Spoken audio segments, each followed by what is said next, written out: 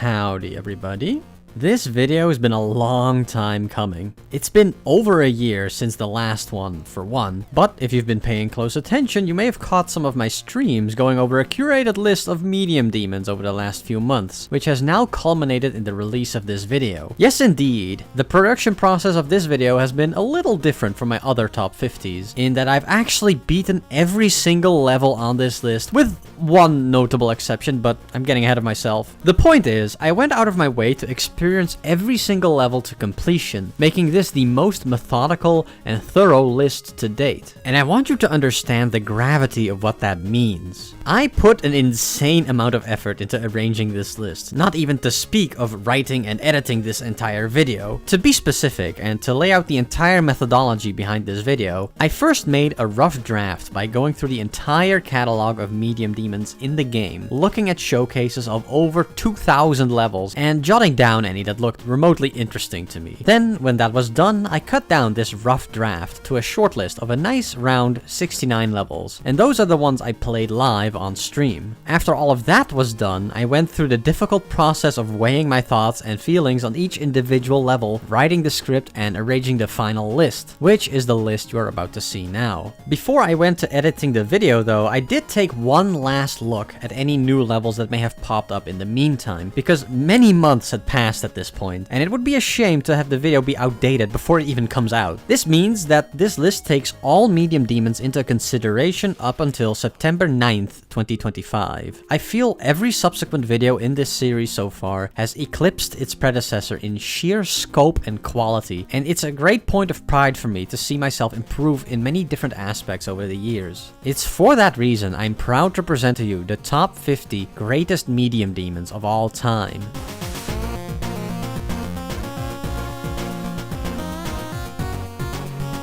On the surface, it may not seem like the most exciting difficulty range, but I promise you there's a lot to love here. Seriously, this list is a lot more stacked than I anticipated when I started this project. The final thing I guess I should clarify is that I'm very much speaking from my own perspective here. I did not take community consensus or alternative viewpoints into consideration at all in a vain attempt at objectivity, the wild goose people always trip over themselves to chase. No, this is very much my own personal list, taking into consideration the things I value. If you're dissatisfied with my rankings, feel free to make your own contributions in the comments, or make your own video. With that said, please enjoy the ride. Let's get right into it.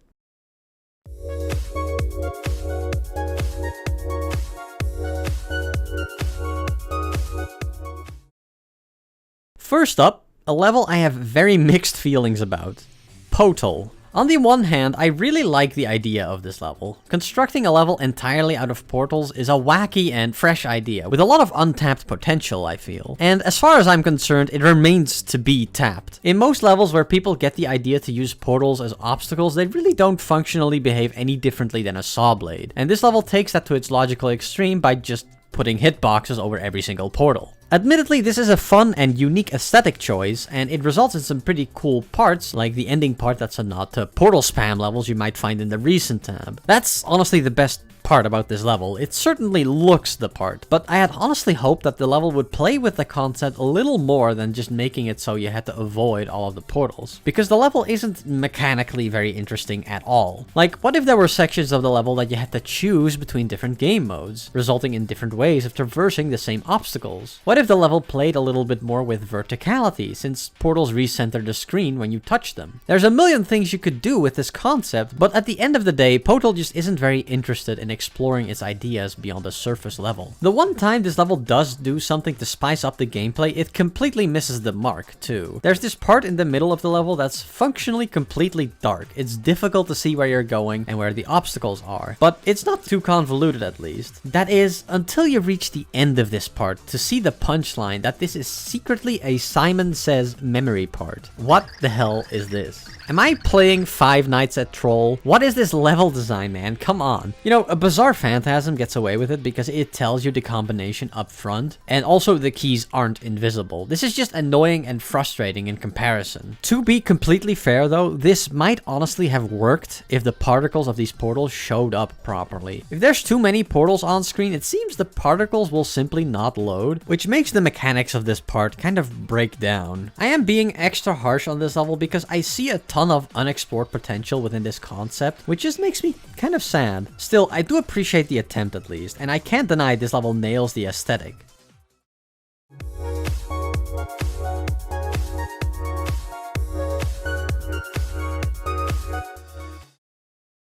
It's a double whammy! Blueprint and Work Zone are both levels with the same song, with the same general gameplay, made by the same creator, because one of these is a remake. To be specific, Work Zone is a remake of Blueprint. I'm doubling these up because they share so many similarities that it feels kind of like a waste to fill two different slots with these levels, and I'm having a hard time picking favorites between them anyway, so they can just share a spot. I think both of these levels have their own strengths and weaknesses, so let's just briefly talk about them in order. First, Blueprint. The main reason I like this level is its execution of a theme. The level looks like a construction blueprint with a dedicated color scheme to match and some pretty intense gameplay to complement it. I like the relative simplicity of this level, solely focused on establishing a particular look without compromise. Well, very minor compromise anyway. Most of the level is completely stationary, including the saw blades, as you might expect from a level that's drawn on blueprint paper. I don't really mind the objects moving in the foreground, because we can just say they're not part of the blueprint drawing itself, but at the very end of the level there are some objects that do move across the paper, which doesn't feel super appropriate to me. Still, it is minor enough that I can largely ignore it. Work Zone restricts itself less in its theming, implementing a cartoony looking construction site that's occasionally superimposed with blueprint paper. It feels like a natural expansion of the theme, but it does lose some of the elegance and simplicity its predecessor had. Namely, the color scheme of this level isn't really restricted at all. Because of the level's larger thematic scope, there's a little less focus. This is a trade-off, and as far as trade-offs go, I feel pretty ambivalent about this one. I do think showing what the blueprints represent adds something to the level, but I'm not sure if it's worth the trade. One of my favorite things about this level is that the blueprints are drawn in real time as you get to the wave part. On the other hand, the part that bothers me the most is probably the ending, just because the buildings here move around so much. It just makes the gameplay feel a lot worse for no reason. There's also...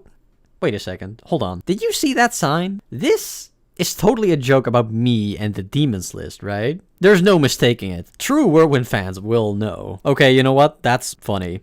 I rescind all of my criticisms.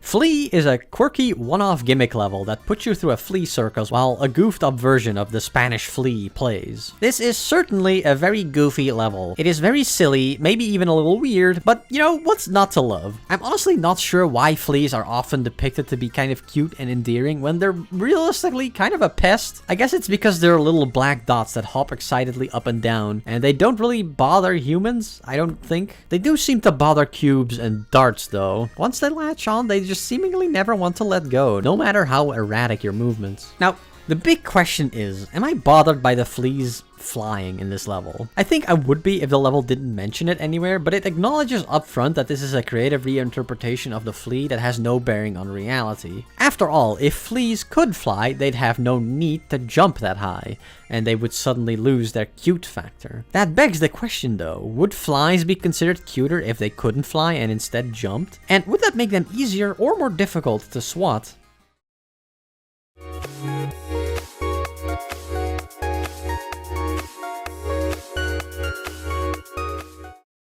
Corrupt Step, not to be confused with Clutter Step, is a modern 1.6 level. Well, I say modern, but it's actually over 5 years old at this point, but whatever. It came out in 2.1. Levels like this that try to stick to the restrictions of older updates are kind of fascinating, because even when you try to restrict yourself mechanically to the old ways of doing things, there's no way you can bring yourself back into that era mentally. You're going to carry knowledge of modern day Geometry Dash with you when you try to make a level like this, and that will always subconsciously manifest in the design decisions you make. And I think we see this in Corrupt Step too. These kinds of levels are always much more detailed than their contemporary counterparts. Their gameplay is always much more polished and often try to fit in with modern level design sensibilities because they might not get rated otherwise. I'm not saying that this is only a bad thing though. I know the point of this level isn't to be faithful to the creative zeitgeist of that era, and I don't think it needs to be. I think the things this level is able to achieve while sticking to a very limited palette are very impressive. The level of detail, the intricate design is just very cool to look at, but it's definitely a different different vibe from the levels that actually originated from that era. Still, as I said, this is a fascinating avenue to explore nonetheless, and I'm all here for it.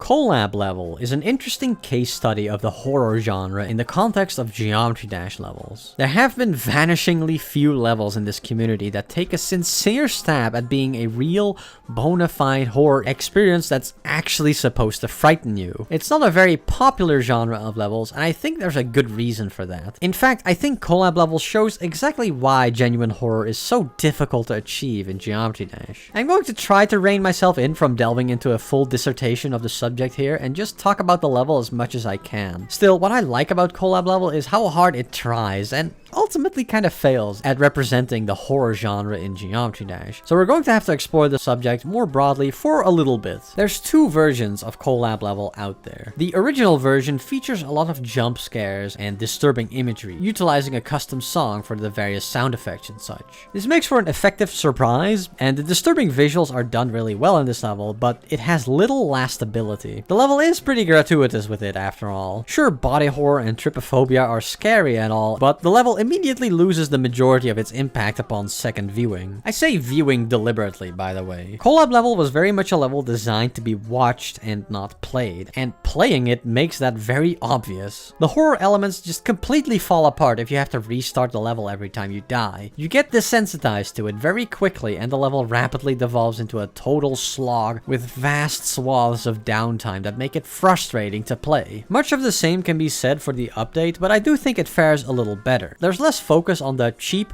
gross out jump scare moments and more on the existential and the psychological. The level is entirely normal until you get to the fake ending, and that's when the level finally shows its true colors. Having been lulled into a false sense of security over the course of its runtime, this is pretty unsettling. Still, there's two more problems with this version, and those are the lack of an overarching narrative to give the horror substance, and the lack of interactivity to give the player some real stakes. You can play this level, of course, but again, it works better as a video. Dying isn't scary because you can't die to the horror parts anyway. If you could die to the horror parts, it would just be anticlimactic because respawning in Geometry Dash is quick and snappy, and so it would take you right out of the moment. There are just fundamental problems with the way Geometry Dash is designed that make it incredibly difficult to make a horror level, and Collab Level runs into these problems. Still, I do appreciate the attempt, and I respect what this level is trying to achieve despite the constraints of the game. Geometry Dash is just never going to be outright scary, at least not beyond a surface level body horror jump scare manner.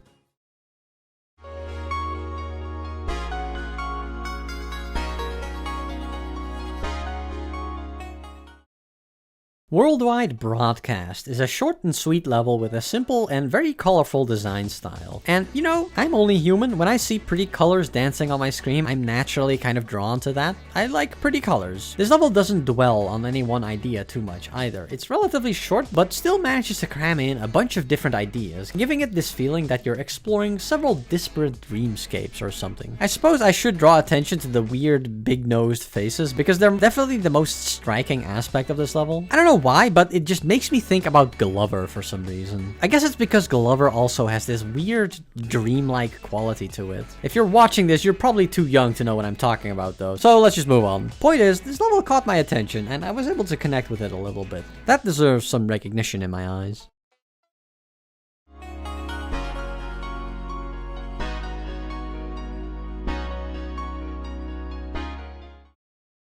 Hollowing is a very cute little level with a simple design style, putting more of a focus on its visual effects and unique gameplay. The effects are kind of minimalist and they are fun to look at of course, but the gameplay is definitely the highlight of this level. In fact, I'd say this level immediately hits you with the best part. It's just fun to bounce around gravity portals like this and hit the jump rings at the right time to get your jumps just right. It's not hard at all, but it feels like you're doing some high-level technical shenanigans, and that just feels incredibly satisfying. The level also has a certain vibe that I'm just really down with. The music is kind of melancholic, but it's also chill about it, and I enjoy how the level ends on a lighthearted and heartfelt note. It's just so wholesome.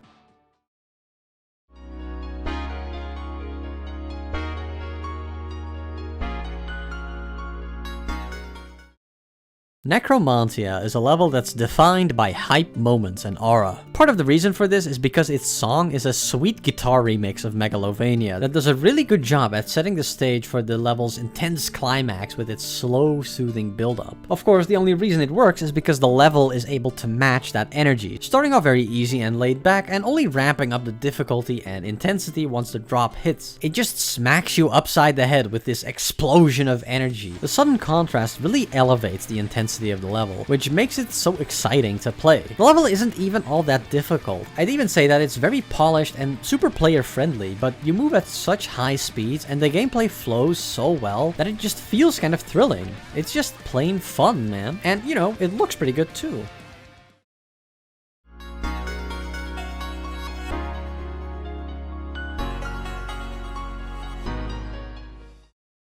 Embetsun Difficult is a level that attempts to emulate the historical classical works of theyre in the modern era. The theyre Basic series was characterized by vibrant colors and simple gameplay, and the inspiration is pretty clear to follow. There's large swaths of flat, saturated colors, while the general design stays relatively simple. Color is the bread and butter of every theyre level after all, and that's something Embetsun Difficult understands very well. The colors in this level are bright and vibrant and unafraid to strain your eyes, giving it this dated feel to it. Worth noting though is that this level isn't actually trying to emulate the theyre Basic series, but the separate and completely distinct series of theyre Difficult levels. This is completely insane, man. You couldn't get away with this nowadays. Okay, so yeah, the gimmick with theyre Difficult levels is that they're literally a copy and pasted variant of their easy versions, except the gameplay has been beefed up a bit. It's funny because the way theyre levels are structured makes it really easy to modify their difficulty. There's just a lot of space to work with. But when you play it, in some cases it's still kind of obvious that that's exactly what happened. Like these goofy ass jump rings at the beginning of the level, it just feels kind of clunky. Now, I'm not sure if this is how Embetsun Difficult was also designed, but I definitely get that feeling from it in some parts. The first cube is kind of clunky and even looks like it just had some random invisible objects stapled to it. The UFO parts in this level have gravity portals in places that seem completely arbitrary and only serve to make them play weird and awkwardly. This level just reeks of modulated difficulty and that there should be an Embetsun Basic out there, but surprisingly enough, there isn't. It calls into question the intentionality of how this level feels to play, but still, intentional or not, I really enjoy that aspect of this level. It makes it feel faithful to what inspired it, and true to that era of Geometry Dash. Having an actual basic variant of this level would have been the cherry on top though.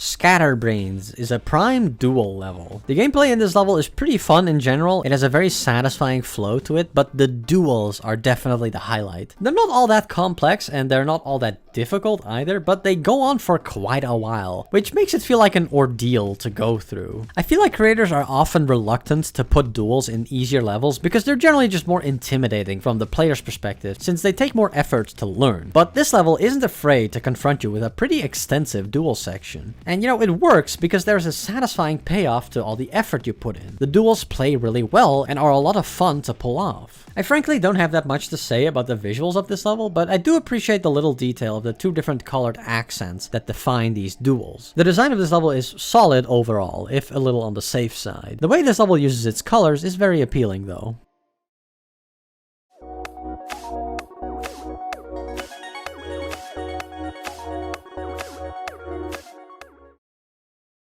Isle of Glass is a level with a clear theme.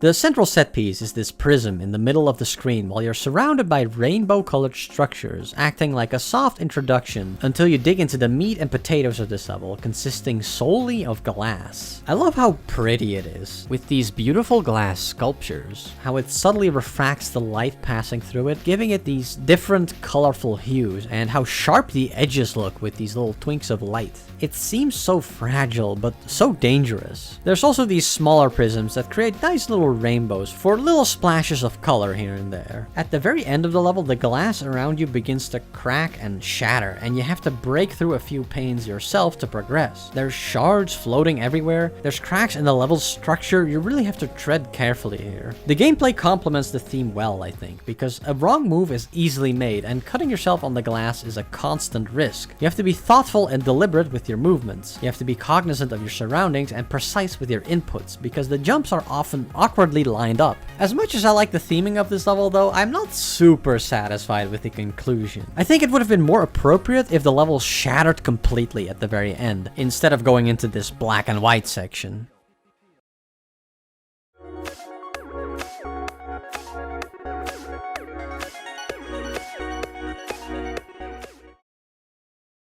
I'm of two minds about Through. It's a level clearly inspired by the travel format, and especially by Jonathan GD. It's easy to see where this level draws its creative juices from, and I think that's part of the reason why it has a hard time retaining my attention. I just have a hard time getting invested in this level, because it doesn't feel that fresh, and it doesn't always feel like there's enough going on to draw my focus. It leaves me kind of disinterested in the level. I guess this is probably how people who don't like travel levels, or long levels in general, feel about them. However, if I try to work past that barrier between me and the level and give it my proper attention, I do think there are plenty of things to appreciate about it. Through is not on this list because it is a unique and captivating experience, at least not as a whole. I do like some of the individual environments though. There's something about this forest that I find kind of magical, for example. Maybe it's the flower petals that float off the ground in the wind, or maybe it's the mysterious haze that envelops the trees, letting only their silhouettes peek through. Similarly, the mountains are so hazy and desolate, but this little shrine in the distance stands in utter defiance of that. It's so lonesome out here, but someone must have built it for some no doubt special reason for it to be all the way out here. And you know, I obviously have to put a word in for the space section. I've seen many people try their hand at making grand and epic interplanetary vistas, but I think going overboard with it just takes away from the splendor. It gives me desktop wallpaper vibes. It doesn't feel natural. This level strikes a nice balance, I think. It fits the context of a Geometry Dash level, but it still looks really cool. Ultimately, the level does have a few good, impactful moments, but for me it's just spread a little too thin. The level lacks that overarching cohesion to slot it in with more successful travel levels.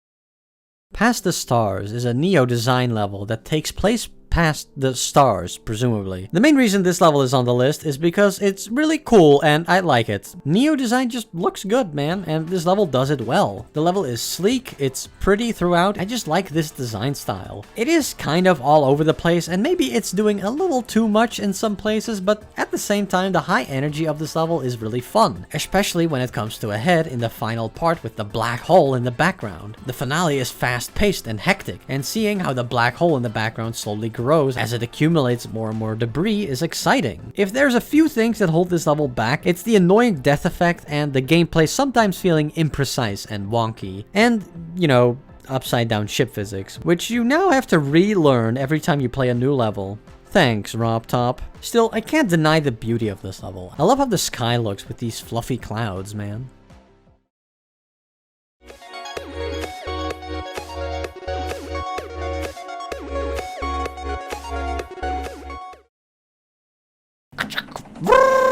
Okay, realistically, how much do I really need to justify this placement? Like, I think all of you immediately understand why printer noise is on the list, right? You know what they say about dissecting frogs and stuff? I don't think it's necessary for me to do that here. What it comes down to is that it's just funny, man. Plus, it goes to show that you don't need to conform to conventional standards when it comes to music selection to make a good Geometry Dash level. The soundscape of this level is chaotic clicks and zooms as the printer clunkily goes about its business. At one point, there's a car car driving by in the background. It seems ridiculous on its face to make a level with a quote-unquote song like that, but the level pays close attention to sync the various sounds to the movement of the player to create a truly harmonious experience despite the chaos. On top of that, the level represents its chaos visually as well, with these staggered and stacked blocks on top of each other. Not only that, but it takes care to only use yellow, cyan, and magenta in its color scheme to represent the colors of ink in a printer. Fun fact, by the way, did you know that color printers use a little bit of color ink even when you print in black and white? They're specifically designed to waste your ink so you buy expensive ink cartridges more often. Isn't that great? Can you believe some people actually argue that capitalism benefits the consumer?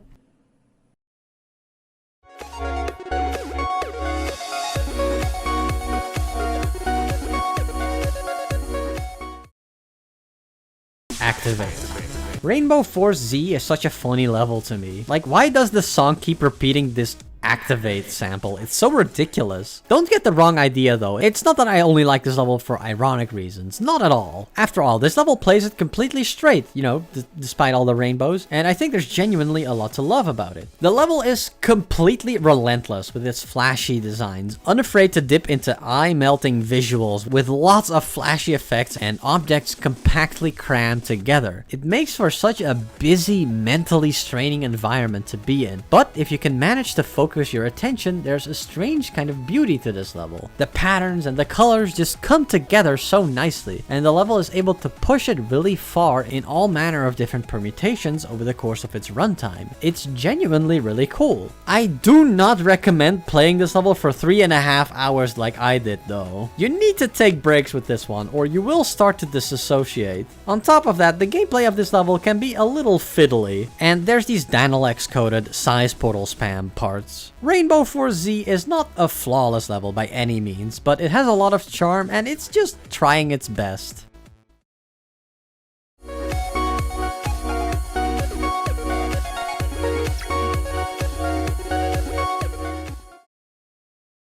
Constellations is a very laid-back seeming level, at least at first. It's one of those levels that goes all in on vibes, and it makes the whole level serve that goal. It has a very simple recurring structure going through it, these diagonally placed mini-blocks, and navigating them is the primary challenge of this level. It allows you a surprising amount of freedom as you do this though, especially in the ship part. Legitimately, the level just lets you skip all the hard stuff. This does result in a very strange difficulty curve, because at the very end of the level there are some robot jumps that require a lot of setup and precision, especially compared to how easy everything preceding it is. I think most people would probably be turned off by this, but I honestly wasn't too bothered with it, because the level is just so relaxing to play up until that point. There's no rush. Take your time, enjoy the atmosphere. I have a lot of respect for how committed this level is to maintaining its visual identity, even if it makes for some rough gameplay, because it makes it feel so much more natural, so much more real in a getting over it sort of way. If there's one small gripe I have with this level, it's that for a level called Constellations, there aren't a whole lot of constellations. If you've ever seen the night sky in clear weather, you'll know just how many stars are visible at night. It's fucking awesome. I really enjoy looking up at the stars at night and just getting lost in the cosmos. I mean, I guess the level had other priorities at the end of the day, and it's really not that big of a deal. It's still a good level, with an entrancing atmosphere and captivating gameplay.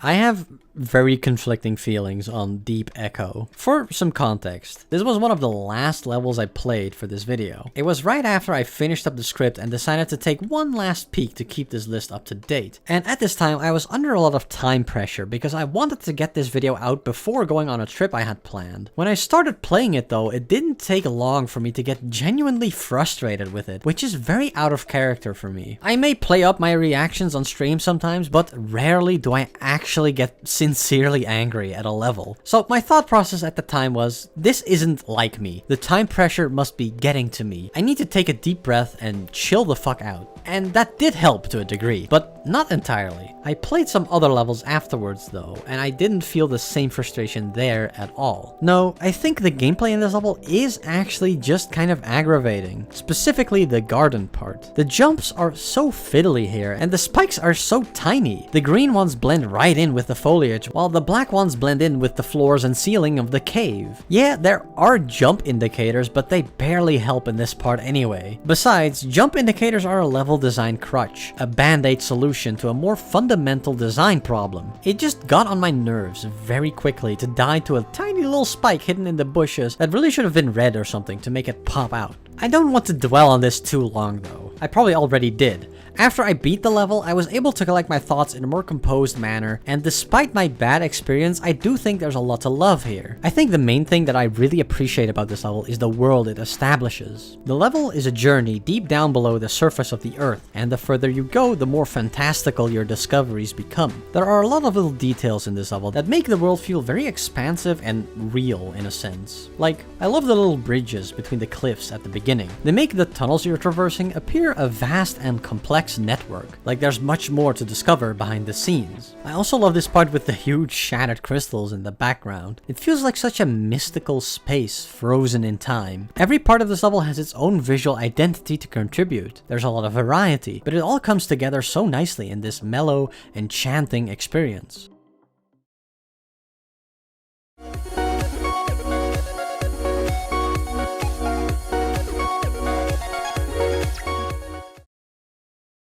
Acrylic canals got me really worried when I started streaming all of these levels, because I did them in alphabetical order, so this was one of the first. This level is probably one of the hardest on this list, so I feared I might have been underestimating the average difficulty of medium demons. Turns out it was just an outlier though, luckily. Anyway, I really like this level. It's a melancholic trip through a pinkish garden or some such, speckled with little hints of greenery here and there to tie the aesthetic together. The color composition is really well done. It's just so effective at bringing this level to life by giving it something that instinctively draws your eye while not seeming out of place at all. About halfway through is a section where the calm demeanor of the level breaks down for a moment, breaking into a moderately alarming scene, but it goes right back to normal afterwards, as if nothing happened at all. Maybe something is being repressed here, I don't know. I don't want to speculate too much, but it does tickle the imagination in a morbid kind of way. Something I also really enjoyed about this level, despite the difficulty, is how it feels to play. The gameplay is tight and well structured, and the slow pace of the level helps you a lot to cool your jets a little bit and vibe with the atmosphere of the level. However, if you do get far, the effect is completely opposite, highlighting your stress through sheer contrast as you try to do a few simple robot jumps. They're deceptively tricky. It's surprisingly easy to mess up here, but that stress slowly turns to relief as you fly through this last ship part, which is relatively easy. It doesn't make for a bombastic victory, but it is immensely satisfying.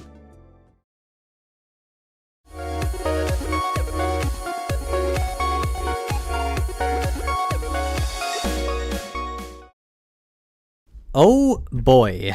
Even as I'm writing this, I feel as though there are eyes on me because Skeletal Shenanigans got inexplicably thrust into the limelight by RobTop when he randomly made it an event level for a month. It's a highly regarded level in the community, which means a lot of discussion about the level has already taken place, and most people probably already have settled on an opinion about it. Well, allow me to ignore all that and just tell you what I think instead. I feel like some people in my audience might end up assuming that I wouldn't like this level, but its placement here should give you a good idea of how I actually feel about it. I think it's really cool. There's a lot to love about Skeletal Shenanigans, but it does do some things that get under my skin a little bit, like the drunken sailor camera motions and pulses, and these bouncy bridges and moving blocks that don't feel super satisfying to land on. Just little modern level design quirks that a lot of people apparently like, but for me it just activates the sensors in my brain, dude. I hate that shit. And what's up with this intro? I know you can skip it, but why is it even here if you can skip it? It doesn't add anything to the level, it's just a tedious title card. And I'm pretty sure it's also the cause of a bug in this level that eats your inputs in practice mode sometimes. Anyway,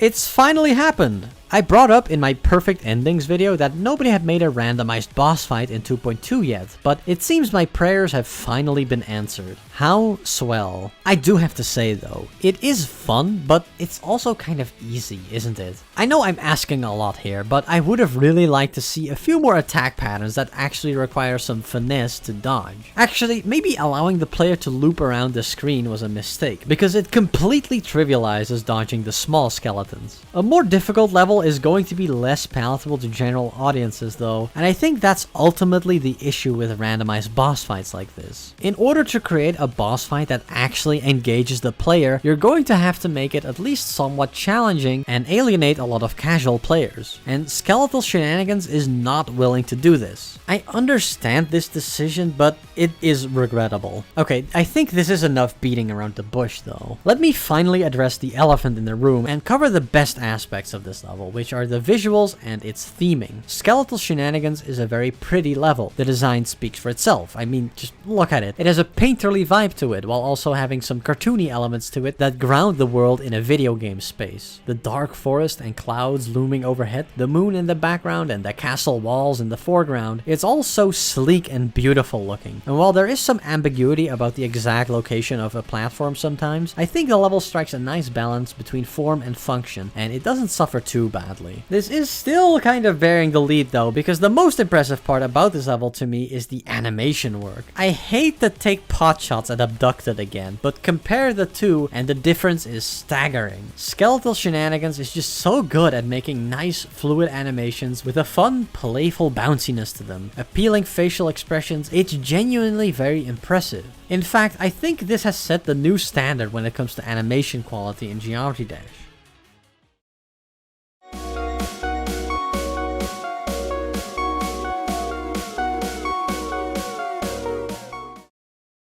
It has become kind of a running gag in my community that all you have to do to touch my heart in this game is make an ice-themed level, in spite of the fact that I cannot stand winter, which, well, it's becoming increasingly notable the more I put out these lists. This is Tundra. I think the main strength of this level is its visual design. The pine trees and the little flower branches really stand out to me. Especially the trees are so simple, but it nails their look perfectly. My favorite part is probably this part with the crystals. The colors are just really pretty here, and I love how the crystals kind of shimmer as you go through them. Again, it's not particularly complicated design-wise, but I appreciate this kind of stylized approach that pokes and prods at your imagination a little over a more realistic take. When it comes to the general atmosphere of the level, I think there's a lot it does right, but I did stumble over a few details. The level does a really good job at making the landscape you're traversing seem mystical in a way. There's a lot of bright white objects that seem to glow with a magical aura or something, and crystals themselves often have mystical associations too. This really comes to a head near the end of the level where you approach some kind of snowy castle. It's kind of difficult to make out in the background due to the wind that's kicked up, blowing snow in your face. There's these ghostly warning messages as you approach the final stretch, culminating in a stormy finale. My main complaints with this level are with the lightning first and foremost. To be clear, I love lightning. I love stormy weather in general, but I think most of these lightning strikes just aren't very satisfying. There's frankly just too many of them. It's lightning overload. You can see them flickering in the background here constantly. It kind of takes the edge off of them. Conversely though, when they are accompanied by a musical sting, they work really well. The final thing that kind of bugs me about this level is when the warnings appear. They say,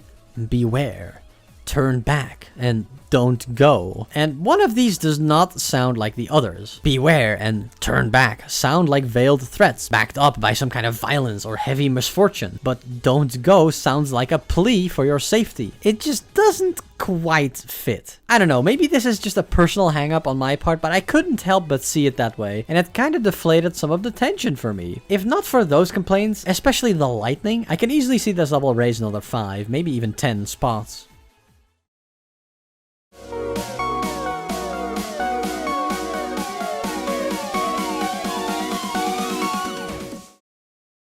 TKSPL is a Durian Head level that pisses me the fuck off. I'm sorry, I just have to get this out of my system immediately or I won't be able to contain myself. This wave part, this godforsaken wave part, it makes no fucking sense, dude. What kills you, what doesn't, nobody knows, because the hitboxes feel completely arbitrary and vibes based. And it's just the most annoying shit ever. I had to practice this part with hacks enabled so I could see the hitboxes, because they're not intuitive at all. Like, okay, to be fair, there is some rhyme and reason to the madness here, and you can kind of intuit sort of what the level wants from you, but even then it just doesn't feel good because the hitboxes don't line up well at all with the actual obstacles. This would be disqualifying for a lot of levels so far, but this level in particular is just so beautiful to me. The art is very intricate and gorgeous, which is especially impressive considering the level's low object count at just under 14,000. Durian Head has always had a talent for creating unique and engrossing levels, and this one too knocks it out of the park. Despite the limited objects, there's something so graceful about the art. The vines are nice and curvy, the leaves rustle in the wind, the whole design of this level is just so creative. The bright bold shades against the pitch black background make the level really pop and make the level feel kind of dreamy. Combine that with the serene song that accompanies this level, and I think it makes for a very immersive experience. It's quite slow paced for the most part, so it really lets you drink in the atmosphere of the level as you play. At least until you need to lock in for that asinine wave part. That's the only blemish on this level. If not for that, it probably would have landed at least 15 spots higher.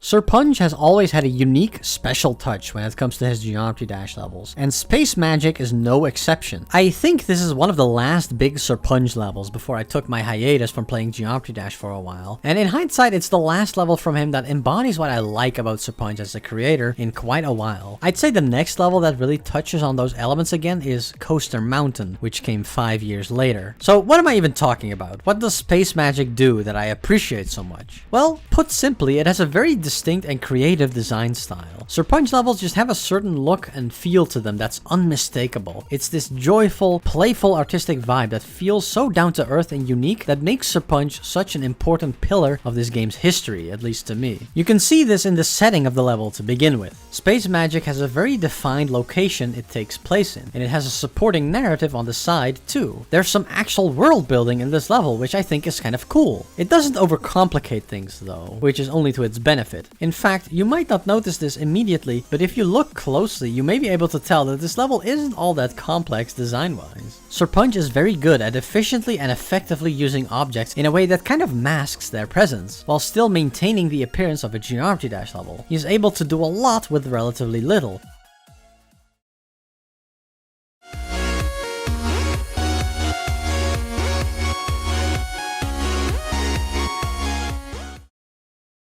Final Stage is the oldest level on this list, so far, hailing all the way back from 1.9. It's an absolute classic, a timeless piece of Geometry Dash history as far as I'm concerned. Rabbitical had a very unique style that set their levels apart, and it's easily identifiable here too. I mean, just look at the background effects in this ship part. It's like mirrors reflecting little beams of light in these beautiful patterns flashing in and out of existence. The contrasting colors really make it pop too, and the way the decoration inside of these blocks uses repeated, interlaced slopes is just so cool, man. It has this fun, innocent, futuristic vibe to it that really resonates with me. Another standout part of the level is this ending memory part, which is probably the part people remember the most if I had to guess, simply because of this gag at the very end where the Z falls down and crushes you if you don't jump out of the way. It's like I wanna be the guy type level design. I can't help but find it funny though, because it syncs up perfectly with the little musical flourish that goes da-da-dum. The whole ending has a bunch of fake outs like this, and I think it's a fun, tense little conclusion to this level. It's not like it's all that hard anyway. This level is very easy overall. The gameplay is very forgiving and doesn't demand a lot of you, apart from a few trickier sections here and there. It flows well though, and playing it is straight up fun, even if the ship part does slow down the pacing a lot. Still, getting to look at these backgrounds is a treat in and of itself.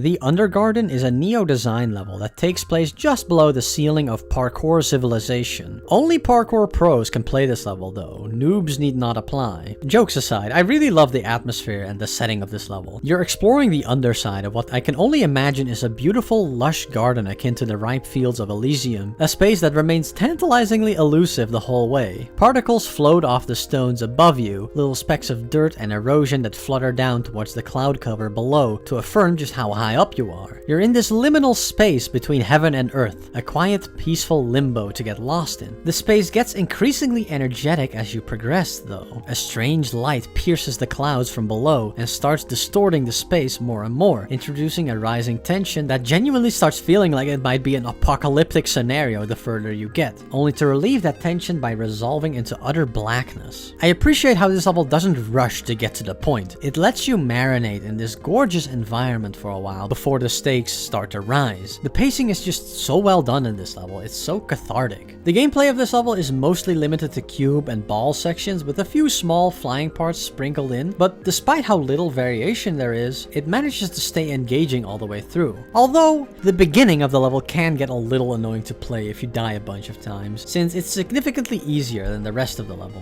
Still, I feel that sacrifice was worth it considering the end result. This level just needs a slower start to get you in the right headspace as you play.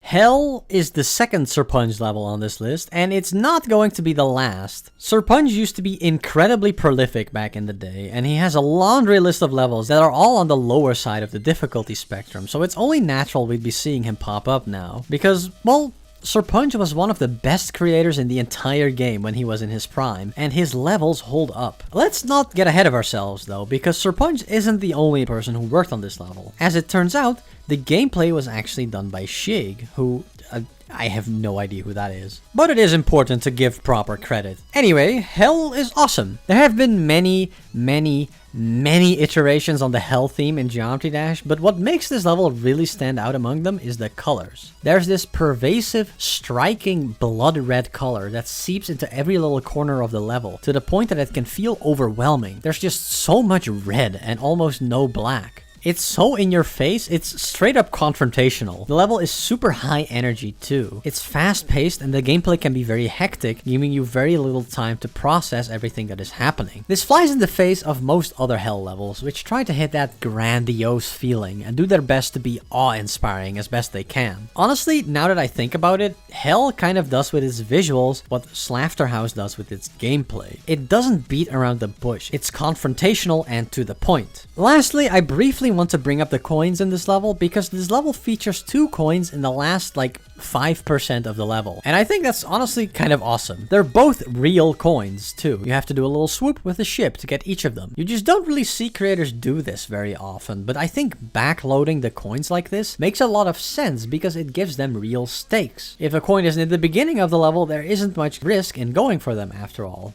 No fun in that.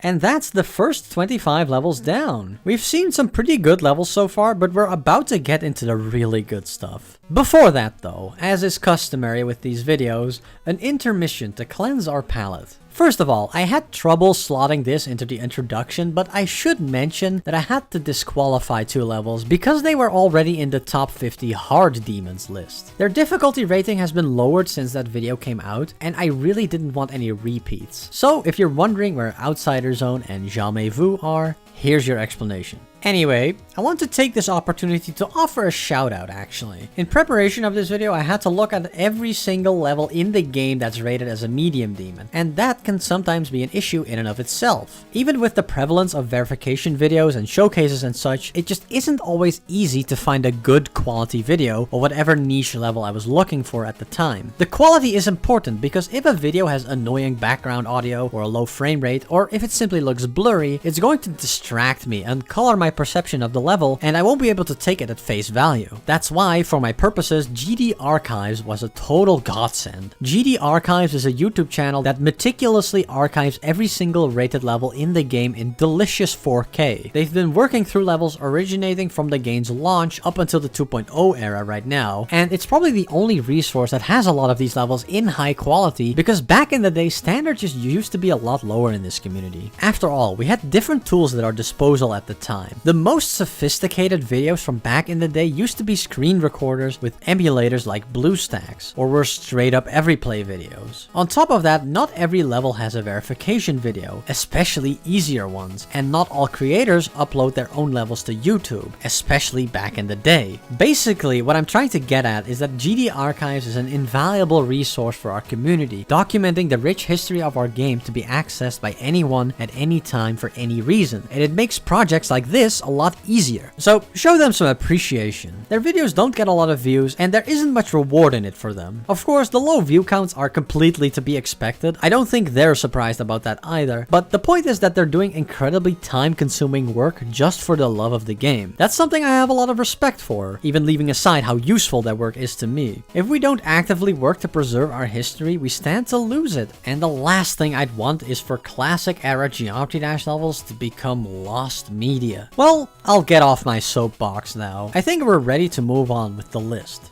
Let's get back to it.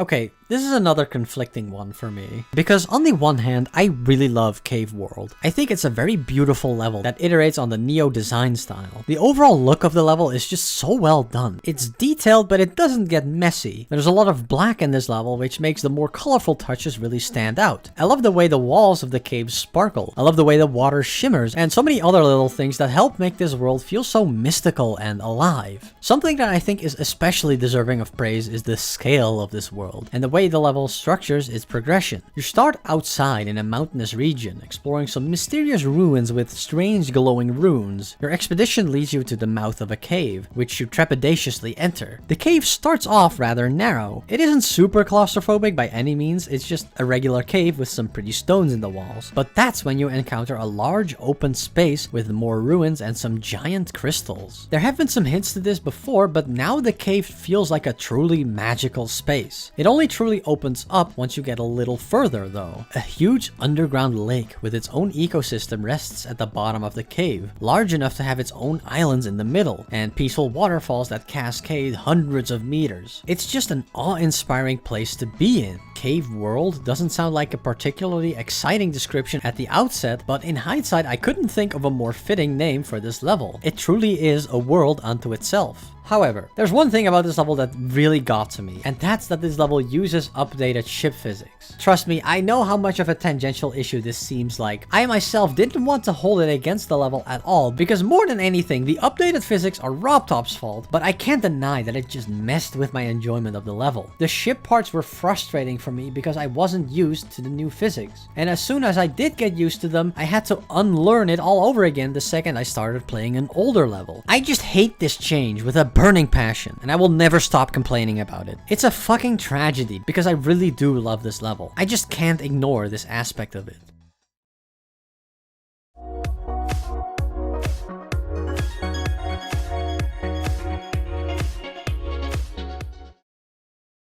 Dynamo is a very old, very underappreciated level by Yakine, who seems to be a recurring character in my videos lately. I've talked about levels like Destructive Auto and Cosmic Collisions before, because those are levels I remember very fondly from back in the day, but I wasn't aware of this level at all. It has that same recognizable creative touch to it though. Dynamo is a very dense level with a lot of variety and a lot of attention to detail. The level pays very close attention to sync really well with the music. These jumps as the ship as the spikes flash red are super super cool, for example. It's little things like that that give the level a lot of aura and make it feel exciting to play. It's so energetic and fun. The gameplay flows so nicely. It's just straightforwardly a really well-made level. Of course, it does borrow some of its success from the original Electrodynamics, the best drop top level, naturally. After all, how are you supposed to top the iconic Electrodynamics ship part? You can't. This level recognizes that fact and doesn't even try. I do think that's a bit of a shame, but overall this level does manage to set itself apart by introducing some new ideas and expanding its scope.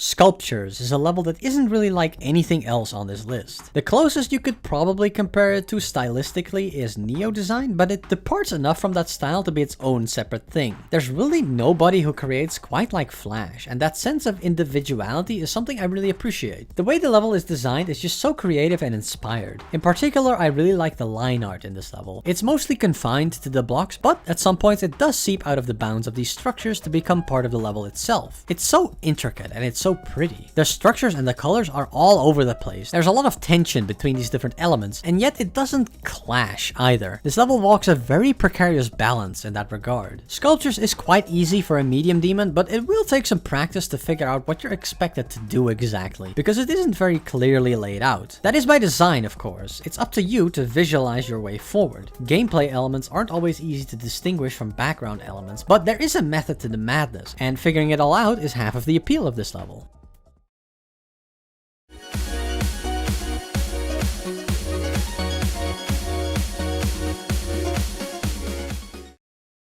Out of all of the levels that harken back to the olden days of Geometry Dash, Time X Demon is the most nostalgic for me. The way this level was built is just more in line with the creative zeitgeist of that era. It has tanks and rockets and an awesome train that reminds me of things like PG Clubstep Cat, Dragon Force, and Age of Dinosaurs. It has this quiz part, which is also a classic Reason Tab thing. There's also the split pathways that are completely mirrored that remind me of levels like Dora Bay Choose Way. The visual design of this level is very fun and creative too. Using the limited block palette it's restricted to create these stylized art pieces is genuinely impressive to me, especially considering it's a skill that has been mostly lost to time. Still, the level can't hide its contemporary roots completely. It has a level of polish that seems uncharacteristic of a level from before 1.9. The level plays very smoothly and it looks very slick. A lot of care went into this level, clearly. And while that is a good thing, it does mean this level lacks the rougher edges older levels used to have. It leaves me a little conflicted. Still, this is a really fun and endearing level to me. I like this a lot.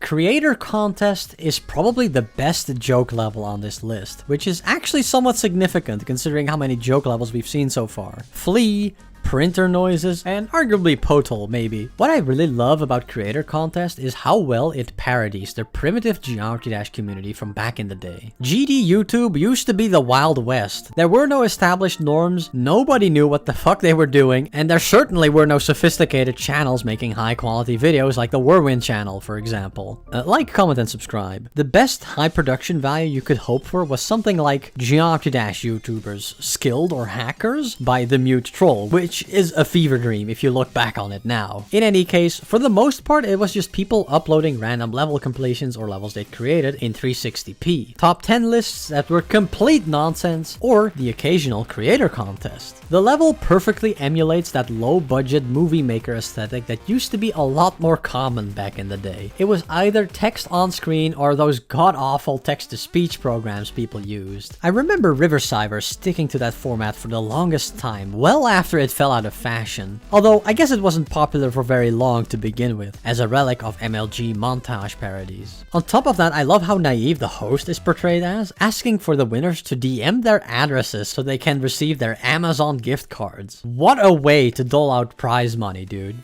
If you want to support this channel, be sure to DM me your credit card information. Thank you. Anyway, I like how they went out of their way to invent creators and levels specifically for this contest, and how well they emulate different styles that were popular around the 2.0 era. I see Kips, Taman, and I think this is Heinz inspired. Diesel Power seems like a genuinely exciting level. It's so fun and energetic for the little bit you get to play it. I'm frankly kind of sad I don't get to play the whole thing. Roy G. Biv is a monstrosity, but it really had to be here to give the levels that overuse the hell out of the move trigger some representation, because those definitely were a part of 2.0 too.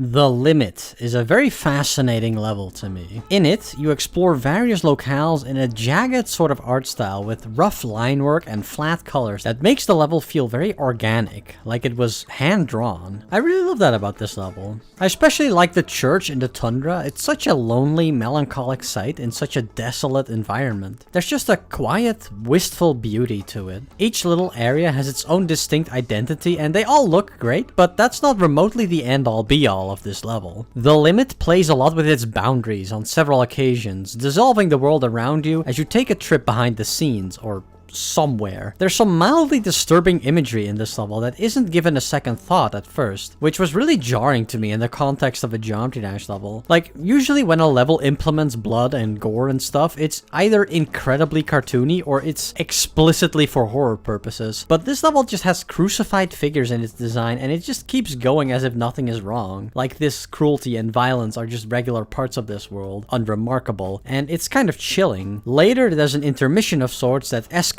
the creepy and unsettling aspects of the level. Bony hands rise up from the floor as blood trickles down from above, and these weird, fleshy, distorted mouths phase in and out of view. It's really effective because the level unceremoniously rips you out of your flow and makes you pay attention to this since there are no distractions. It's definitely a bold move to include what's essentially a huge auto part in the middle of the level, and a lesser level would definitely suffer for it, but I think the way it creates this unnerving atmosphere really pays off well here. In a similar vein, the ending of the level is a completely out-of-pocket memory part that demands your utmost concentration. It underscores the unnerving vibe of this part because the memory gameplay keeps you on edge alongside the weird and creepy visuals. I don't fully know how to parse this level in its totality. It feels like it has two different faces that contrast each other in some ways, but complement each other in other ways. It's such a weird and novel experience to play that I can't help but be fascinated by it.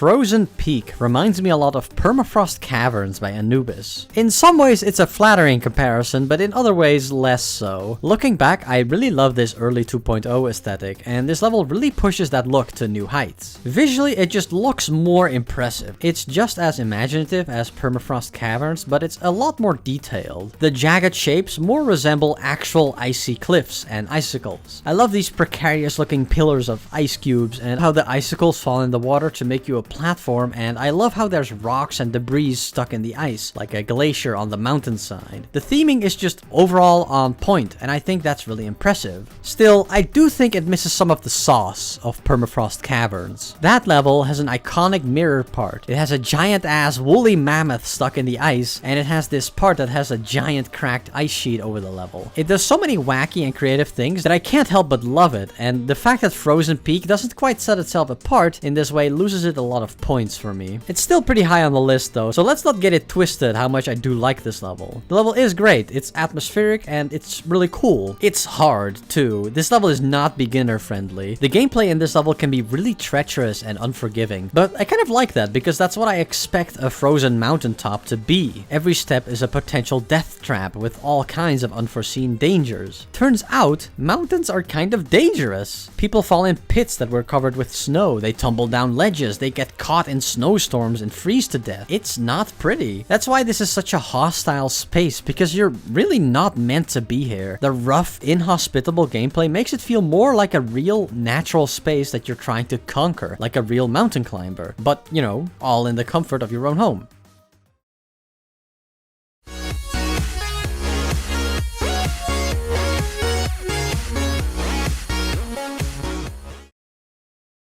Okay, I'm going to be honest. I think the primary reason Dark Heaven is here is because it reminds me of EVW's older videos. Did you know that he used to swear like a sailor? Going back to his older videos now is a trip, dude. To be honest, I kind of miss his old style of videos. Like the Dark Heaven video is just 20 minutes of him playing that level, practicing, getting better, and finally beating it. And there's just something fun and satisfying about that his recent videos don't really have. It feels personable to join him on his journey to victory. I guess he streams a lot more nowadays, but I find live streams to be kind of exhausting to watch. I prefer edited, curated videos. In his old videos, the levels themselves are more of a focal point too. I think that fosters more appreciation for the levels in the viewers, to have one video cover one single level and show this process from going into it in practice all the way until the successful attempt. Oh well. I'm not saying that EVW sucks nowadays, by the way. He's still a cool guy and his videos are still fun, but there's a shift in soul. I guess I'm just nostalgic. Dark Heaven captures that nostalgia really well for me. It's a classic level featuring the talents of Zaro and Loser Chick, who were in their prime at the time. It's easy to tell who made which parts, because Zaro's parts have this chaotic energy to them, reminiscent of the Toxin Lab series, while Loser Chick's parts are a lot sleeker in design. It's frankly kind of a mess. There's little to no stylistic cohesion to this level, but it's also kind of refreshing to be able to recognize individual creators' styles in a collab like this. It's so scrappy and down to earth, and obviously a product of its time that I can't help but appreciate it. And, you know, it's not like it looks bad at all. It's a well-made level with appealing visuals. I enjoy Loser Chick's creative design style, and I love how Zaro uses little splashes of yellow to contrast with the overall dark purple theme of the level. And on top of that, I've always had a soft spot for Spaze's music too. Listening to it draws me into another plane of existence. It sounds so spooky and kind of otherworldly. It's mysterious and exciting, and the level itself is built around that feeling really well.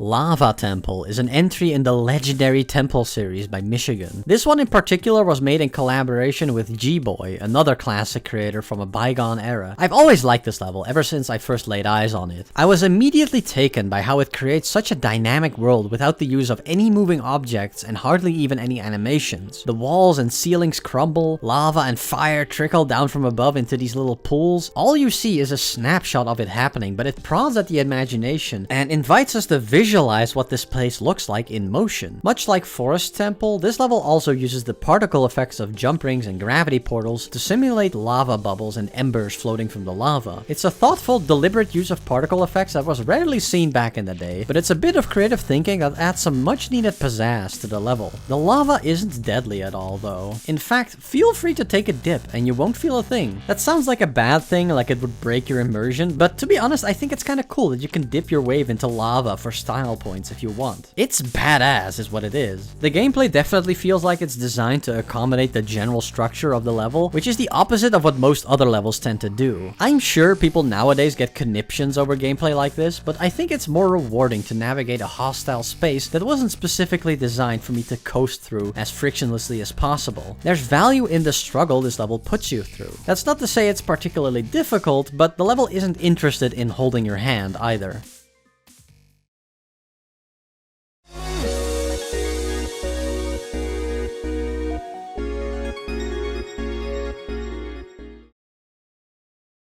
Nature's Essence is a collab between Anubis and Epic Lucas, who you should know are two creators I regard very highly if you paid attention to the Frozen Peaks segment. Zephyr is also here, although I have no idea who that is. Huh, looks like they had a part in Castlevania. Anyway, Nature's Essence is a very cute themed level inspired by the inherent beauty of nature. There's flowers, fungi, and vines all over the level. It's populated by bees, spiders, and ants. It's all around very lively. The level is made in this scrappy, kind of basic looking art style, but it never fails to capture the beauty of the moment. It's all about execution with a level like this, and it nails the aesthetic perfectly. The song is so upbeat and the level so colorful, it's hard not to get sucked into the majesty that is the natural world. world. I really love how the different insects look throughout the level. They have this stylized look to them, consisting of a lot of geometric shapes. They're cute and playful, and they suit the environment perfectly. The butterflies look especially beautiful. It really looks like some extra time went into them to make the coloring of their wings characteristically mesmerizing. When it comes to the gameplay in this level, it can be kinda janky at times, but I've come to the realization that I'm not someone who's easily bothered by that sort of thing. If it's janky, I'll just learn how to play around it, which can be pretty fun in itself. I guess I'm just not that easily frustrated.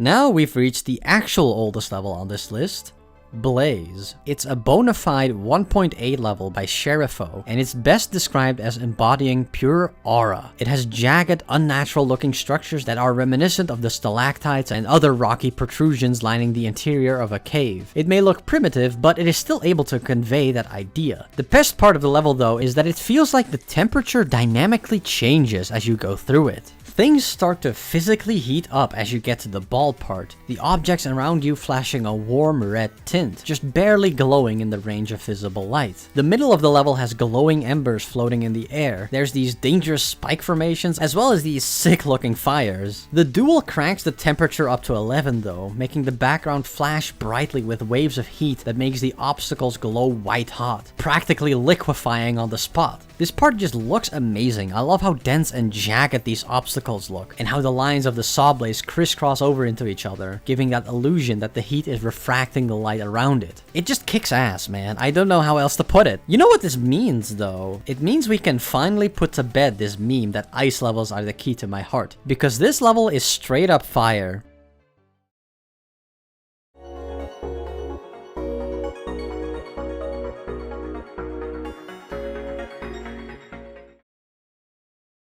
Biru is a Jonathan GD level way back from his prime as a creator. It was an entry in Vibrant's Creator Contest 9, which stipulated that you could only use blue, explaining the color choices for this level. He went on to win that contest in the unknown category, earning him a cool $15. Congrats, Jonathan. Don't spend it all in one place now. Anyway, yeah, I think Biru is another example of Jonathan GD's aptitude to create really long, slow-burning levels that are designed to entrance you, and it really succeeds. Before we get into that though, I need to get one thing off my chest or it will drive me up the wall. What in tarnation is with these player color objects? I know they were allowed in the rules, but they also feel so out of place when the level goes out of its way to make everything else blue, including the portals. Why go to that trouble only to include these out of place player colors? It's so strange to me. It bothers me to no end. Still, in the grand scheme of things, it doesn't make or break the level for me. So now that I've acknowledged it, we can move on. The risk of making a level that's only blue, dabu-dee-dabu-da, is that it can potentially become very monotonous. It limits your options and forces you to get creative, which is the true test of a self-imposed limitation like this. The level is able to play with different shades and brightnesses, as well as the design of the level itself to still create a fresh and varied experience to saturate the 5.5-minute runtime of the level. Like,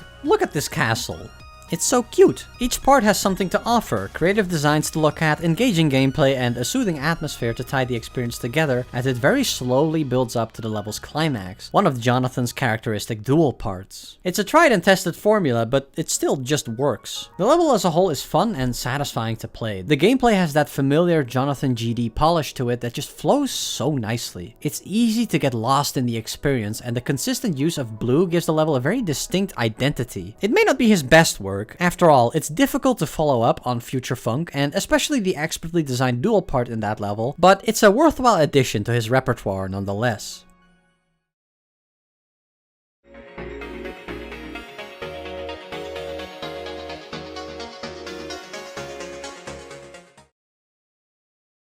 Verity is another Supern's level with that unmistakable touch of his. Man, this level just has such a strong, iconic opening. It's so powerful, in fact, that I used it for the thumbnail of my Extremes video, which seems a little thematically unfitting in hindsight, but oh well. I think it turned out really well. Look at how visually striking it is. That's just the strength of this little opening section. The whole level is like this, though. The effects may not look particularly complicated, but they're snappy and, again, very striking. They draw your attention and contribute to the high energy energy of this level that just feels exciting to play. At least, that's how the first half of the level goes. My favorite part is probably the latter half though. When you've passed the more intense parts of the level, it suddenly slows down a lot and gives you this magical nighttime vista to traverse. The spires in the background pierce through the fog below, and they're slightly tilted, suggesting a state of disrepair. These buildings clearly have some history to them. Man, this environment is just really beautiful to me. The same applies to the last part too, although it feels more abstract. I know people can make photorealistic windmills in Geometry Dash nowadays, but there's something special about a windmill like this that's obviously put together with very limited objects. It indicates a certain level of conceptualization and creative thinking from the creator, finding inventive solutions around the limits of the editor versus destroying those limits. I should point out that this was made before 2.1, so before the rotate trigger was introduced too. The rotating blades on this windmill is a frame-by-frame animation. It's hard for me to properly articulate this, but this level just has this magical aura to it that's hard to capture. It feels somber yet uplifting. I really love the progression of emotions throughout this level, which is underscored gorgeously by the song. It's just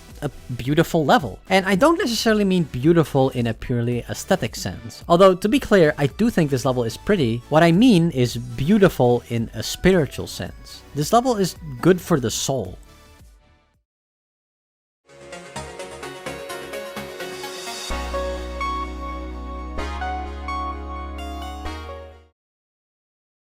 No Way Out is a puzzle/memory level that puts a lot of focus on the figuring out the trick aspect of the gameplay. For puzzle levels, the pitfall is often that once you figure out the solution, executing said solution can become very boring and kind of tedious, and this level does suffer from that a little bit at the very beginning. Once you figure out that all you have to do is jump up against these plants to pass this part, it becomes kind of a tedious bore to sit through every attempt. Still, I don't think it's that bad. I think it's okay for the level to have a slow lead in because it makes the later parts hit a lot harder, and when the level really gets going, it gets really good. The reason I like this level isn't necessarily the puzzles themselves. They're extremely simple and don't really require any substantive problem solving, but the way they're laid out does contribute to the spooky, mysterious atmosphere, and that's where I think the level truly shines. There's very little color in this level. It's mostly this wistful black and white color scheme with little vines and mushrooms in the background. I really like the recurring detail of the crescent moon consistently showing up in the level. A crescent moon is a very distinct and just kind of mysterious symbol, and it really helps to cement the identity of this level. Another thing I really love about this level is the build-up and subsequent climax. You get quite a bit of time to marinate in the atmosphere of the level before it finally pulls back the curtain and hits you with this punchy explosion of energy. And yet, even as the intensity ramps up, the level never loses its identity. It's high energy, but there's still a melancholic undertone to the excitement that makes it feel so emotionally resonant. I briefly brought up that I don't care much for the puzzles themselves, but one part did stay mechanically engaging to me every time I got there, and that is the wave part. It's really difficult to see where you're supposed to go here because the walls don't stand out much from the white lattice you're traversing. It becomes this challenge of observation that I thought added a unique and interesting new dimension to the gameplay, so I enjoyed that part especially. All around though, this level is really good.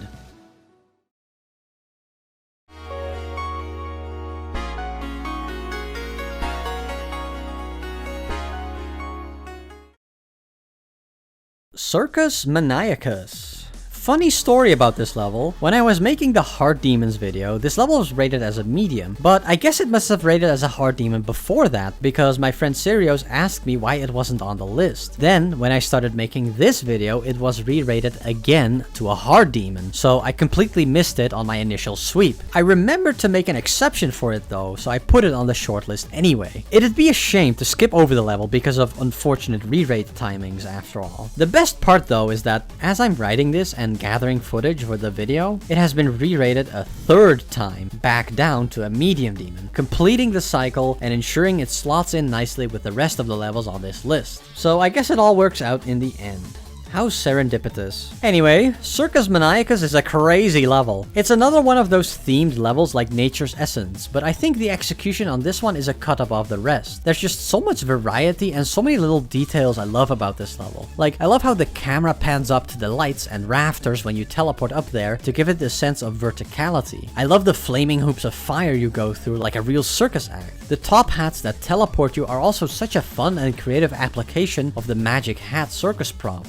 way before Crazy 3 ever got around to doing it, mind you. The level is just so creative and fun-loving. I also have to put a word in for the bonkers visual design of this level. Like, just look at this. It looks unhinged. The colors are completely insane. There's barely any cohesion between the different layers and shapes. It's fucking nuts, dude. And yet it totally works in this manic circus environment. If there's one little thing that does hold this level back for me, it's that it does end a little abruptly. 1 second you're playing the level and the next it's just over all of a sudden. It kinda takes the wind out of its sails, and it's probably the thing that prevents it from cracking the top 10. Still, besides that minor shortcoming, the overall experience is nothing short of fantastic, and I do really like this level.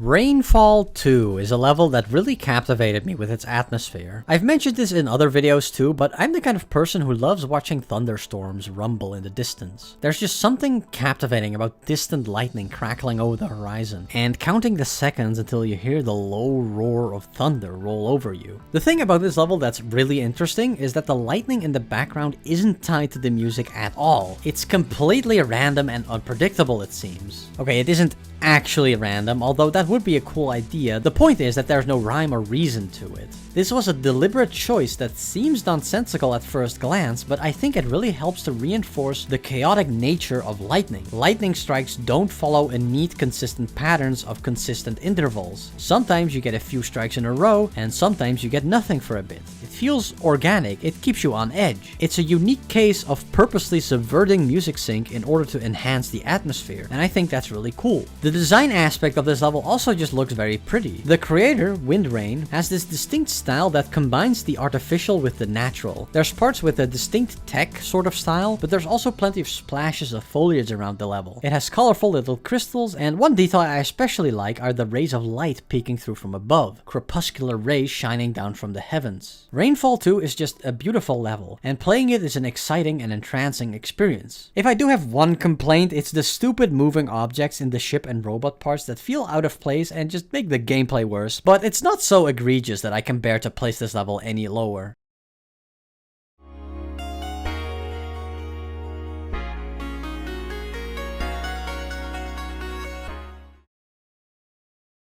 Simulation Swarm is primarily on this list because it feels incredible to play. It consists only of cube gameplay and has no spikes or obstacles of any kind, just walls and pits, and it makes for a very unique challenge that's still approachable. It would have been easy for this level to turn into an insane demon with the tricky kinds of jumps it wants you to do, but it manages to create this unconventional gameplay experience while still remaining accessible to the average player. On top of that, it's just satisfying. It syncs well with the music. The double taps feels so good, and swinging around and hitting jump rings to the flow of the song is gratifying. It's awesome. Of course, I also like the design of the level itself. It's relatively simple, prioritizing form over function, but there's still plenty of little details fleshing it out somewhat. The cute line art is really endearing. Finally, I really love how the level builds up from this wistful black and white section into the more uplifting climax by opening up the black bars at the sides of the screen and flooding the level with a comforting pink hue. It all comes together to create an amazing experience that I definitely feel is underrated.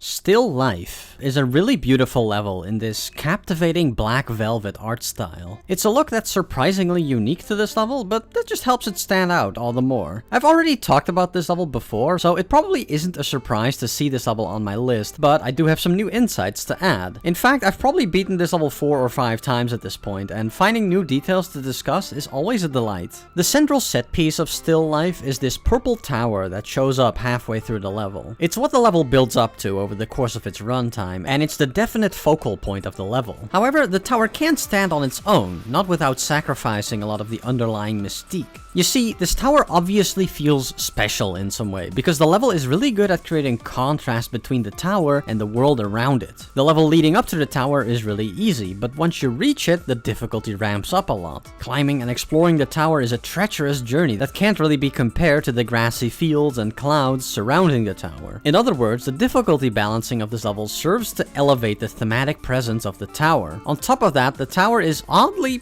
perfect. Just compare it to the world around it. The level consists of crooked lines, objects are skewed and misshapen. It's not distinguishing the natural from the artificial either, because the bridge is also like this. At first it seems like this is just a stylistic choice the level went with, but when you reach the tower it completely subverts that choice. It's perfect, consisting only of straight lines and right angles. It stands out and raises the question of why that is. This is another way the tower is highlighted by the design of the level, giving it this eerie, mystical vibe to it. These kinds of choices indicate a level of deep creative thought that I can't help but appreciate. It seems the more I think about still life, the more I like it. Another thing that's notable about this level is that it only uses regular cube jumps as the gameplay. The lack of different game modes goes the extra mile to bring the whole level together as one cohesive world that flows seamlessly. I've heard that some people find the gameplay boring or frustrating, but I think this level is really immersive.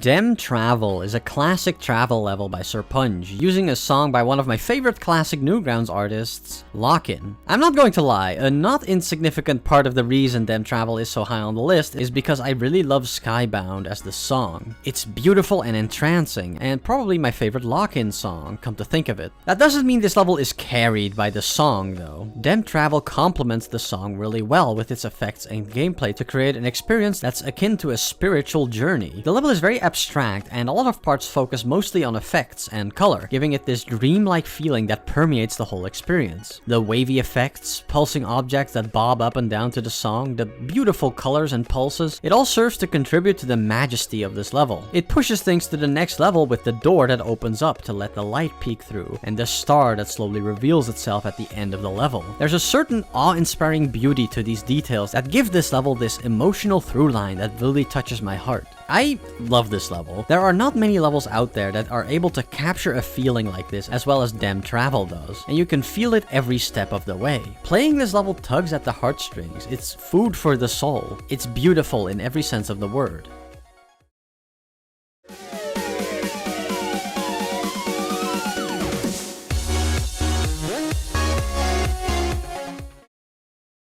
Insanity might be my favorite Serpunge level. Yeah, we're doing 2 Serpunge levels in a row. Serpunge has been very prevalent on this list in general, and that should really give you an idea of how instrumental of a creator he was back in the day. It's honestly kind of difficult for me to pick favorites between Insanity and Dem Travel, but I placed Insanity higher on the list because the level is just hype as fuck and playing it is super exciting. The gameplay in this level is very recognizable as Serpunge gameplay in that it feels kind of loosely designed with the potential for some inconsistencies. It's a style of gameplay that feels kind of old school and video gamey, if that makes any sense, and something about that is really endearing to me. The level is fast-paced and intense, and it just feels really satisfying to go through these UFO corridors, and the feedback you get from spamming the wave in sync with the music is an amazing feeling. It's not particularly hard, but doing it with the screen shaking and the chainsaw in the background feels like you're just eviscerating a tree or something. It's such a violent, jerky motion that feels so guttural to perform that it appeases the goblin in my brain, I guess. The theming is another aspect of this level that's really well done, I think. There's 2 distinct sides to this level. A calm, peaceful side and a dangerous and violent side. One second you're being chased by saw blades and the other you're dancing among the clouds. The shift in tone is quick, and the contrast between these 2 aspects elevates them both just by virtue of comparison. And, of course, I've brought this up several times at this point, but I just enjoy Serpunge's unique design style. He was a one-of-a-kind creator and a pillar of the Geometry Dash community, and I have nothing but respect for his contributions.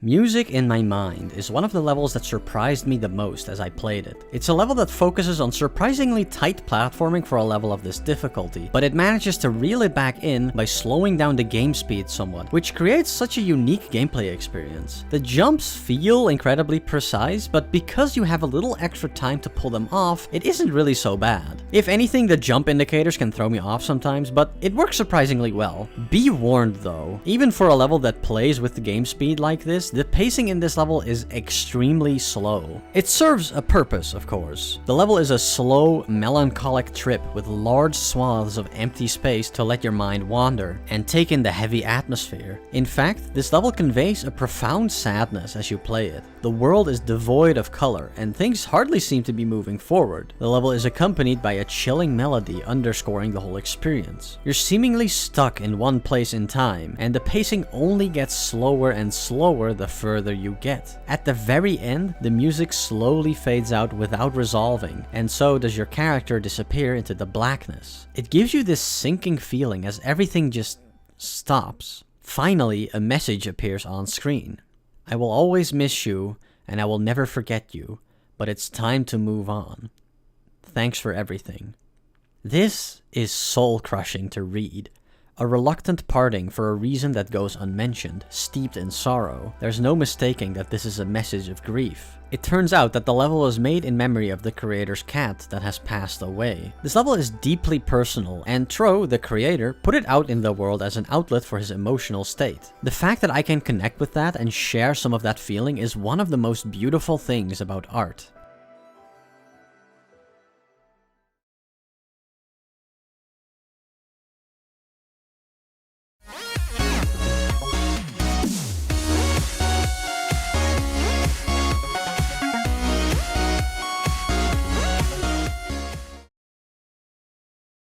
Save As is probably the most subversive level on this list, in that it challenges conventional level design principles to create something completely unorthodox and unapproachable. Don't get it twisted though, that's not a bad thing. I don't know how necessary it is for me to say this, but allow me to offer a little context for the uninitiated. Save As was inspired by the Caretaker's music album Everywhere at the End of Time, which is meant to convey the experience of suffering from Alzheimer's. You'll hear nostalgic ballroom music and waltzes from the 1920s looping in on themselves and repeating as the tracks get increasingly distorted. What were initially pleasant melodies to listen to gradually become haunting shadows of their former selves, and you'll eventually only be able to pick out a few familiar leitmotifs in fleeting moments of lucidity out of the hazy, crackling mess you're subjected to. It's an incredible, depressing experience, and if you're unfamiliar with it, I do recommend you check it out. Save As adapts this experience in the context of a Geometry Dash level, utilizing the gameplay and visual effects of this medium to drive home the point. It starts out normal enough, a fairly basic level with simple gameplay that you can thoughtlessly coast through for the most part. The level soon starts showing warning signs though.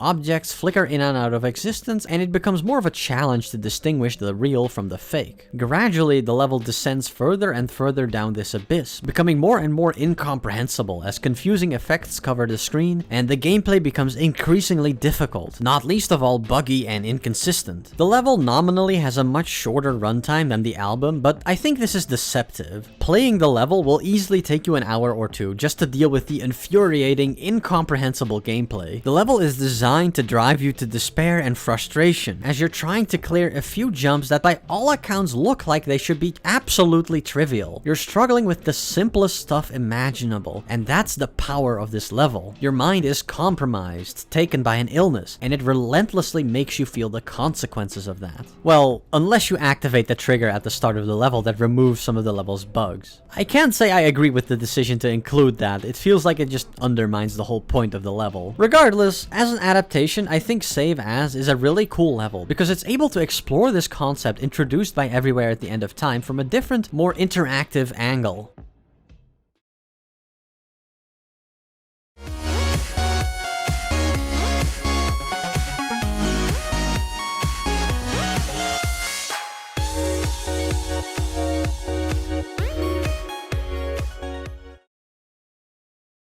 Finally, after many months of playing levels, research, and deliberation, the time has finally come to explore the top 3 of this list. The creme de la creme of this difficulty range. Number 3 of the greatest medium demons of all time is Serpent's Wrath.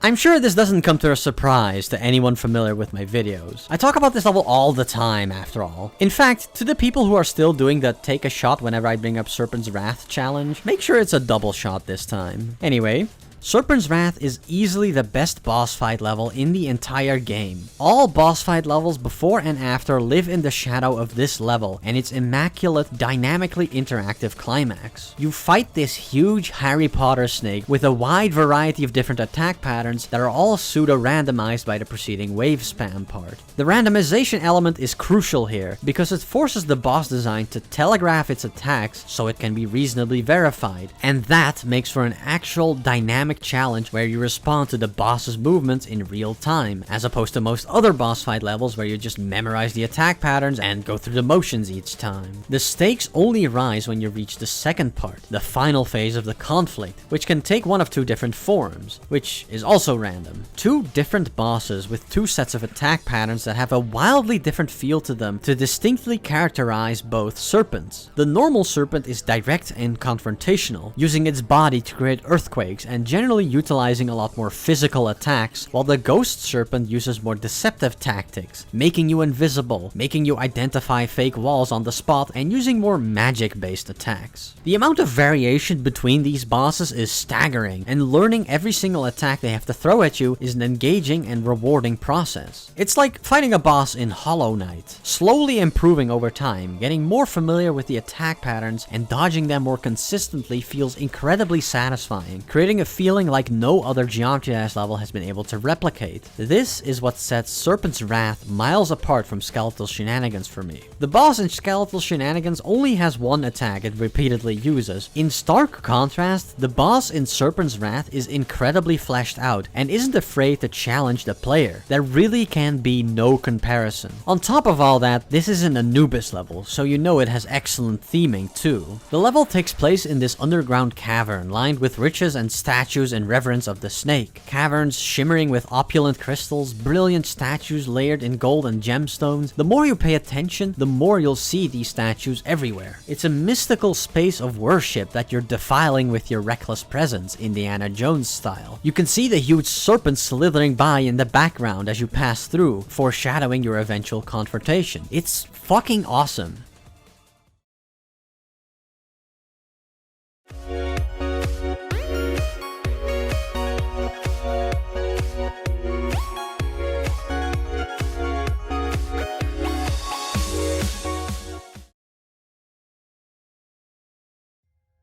Lonely Travel.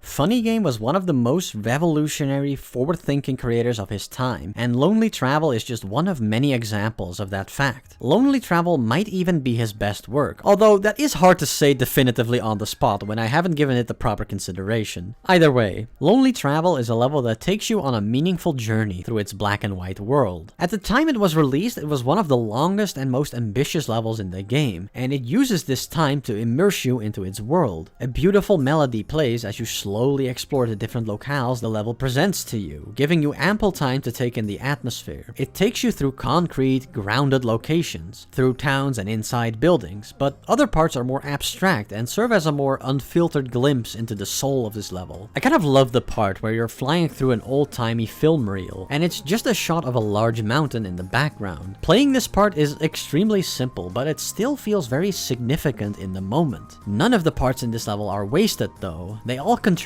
their own value, their own little bit of atmosphere, their own environments to take in, and it all builds up to something. The level is black and white, yes, but not entirely. Going through 4 minutes of completely black and white visuals, it's natural to assume that that's just what the art style of this level is. A creative choice to make the level seem more distant, to make the journey all the more lonely. It's a fitting choice after all. But that makes the first splash of color you see all the more noteworthy. It's a complete subversion of your expectations, and when you finally witness the clear blue sky near the end of the level, it's genuinely a beautiful emotional moment. Your long journey is reaching its conclusion, and you're finally able to see the color in the world, the lush green vegetation of the forest, the mesmerizing colors of stardust dancing in the night sky, and the golden hills of the desert. It has been a long, lonely journey to get to this point. At the start start, the world feels cold, submersed in melancholy, but near the end you're able to see its natural beauty for what it is. It's such a brilliant case of environmental storytelling that few levels can match. Lonely Travel is a massively influential level that we still see the ripple effects of to this day almost 10 years later. Travel levels are a genre unto itself, and yet they all struggle to match the elegance and articulateness of their originator. Lonely Travel tells an abstract story. It shows rather than tells, and interpretations can naturally vary, but the emotional throughline in this level is almost unparalleled.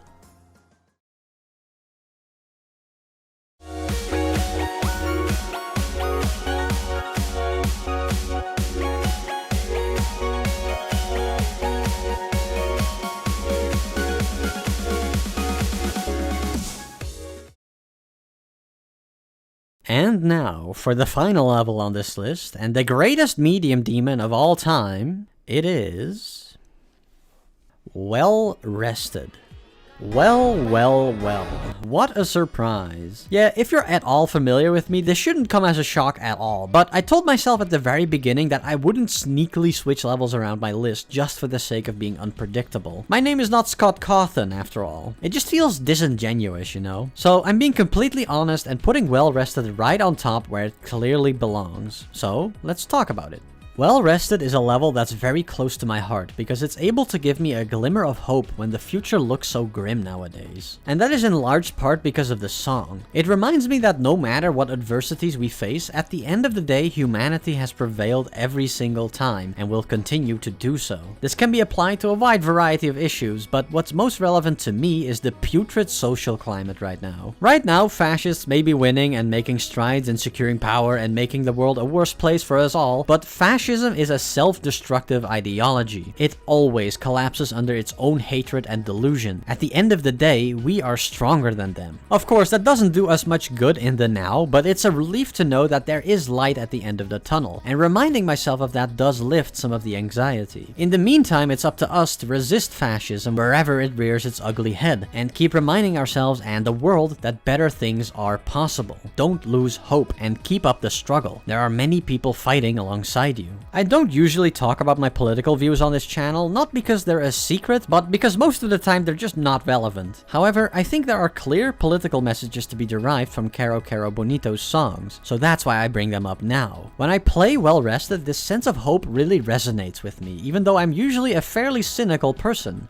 Big surprise, by the way, I know. The level and the song work in tandem beautifully, and it's because of this seamless marriage that it's able to touch my heart in such an intimate manner. Every note of the song, every minute little inflection has its own visual effect associated with it. No stone goes unturned in ensuring the song is represented perfectly on the screen, and it looks beautiful as it does so. The design of this level is simply sublime. It is the quintessential Neo design level with attention to detail rivaled by few. Beautiful art, spectacular colors, mesmerizing effects, it really has it all. And, of course, the gameplay experience itself is immaculate as well. Many people have talked about how this level plays with its aspect ratio, which is something you may remember I brought up when talking about Simulation Swarm. This is where it originates from, and the execution is absolutely incredible. The level has a long build-up, it is a marathon, but during this time the level completely draws you into the experience to the point you completely forget about the black bars at the sides of the screen. It's such an immersive experience that you completely forget about the world around you. You're too focused. The pre-drop gets pretty tricky, so you need to pay attention. That's how it gets you. The difficulty balancing facilitates your personal investment in the moment-to-moment gameplay in the hardest parts. When the drop finally hits and the black bars open up, it's a euphoric experience. Your investment is lavishly rewarded, and you're able to take in the utter majesty of the spectacle taking place in front of you. It's awe-inspiring, it's emotionally resonant, it's completely fucking awesome. Well Rested is undoubtedly one of my favorite levels of all time, and that's because every single aspect of it is expertly crafted to evoke a powerful emotional reaction. There are not many levels that are able to do that. Lonely Travel is great at this too, but I'd still say there is a fairly significant gap between the two. Well Rested stands head and shoulders above the rest. It frankly wasn't a hard decision at all. I suspected from the very beginning that it would end up on top, and probably just like you all, I wasn't surprised when my suspicions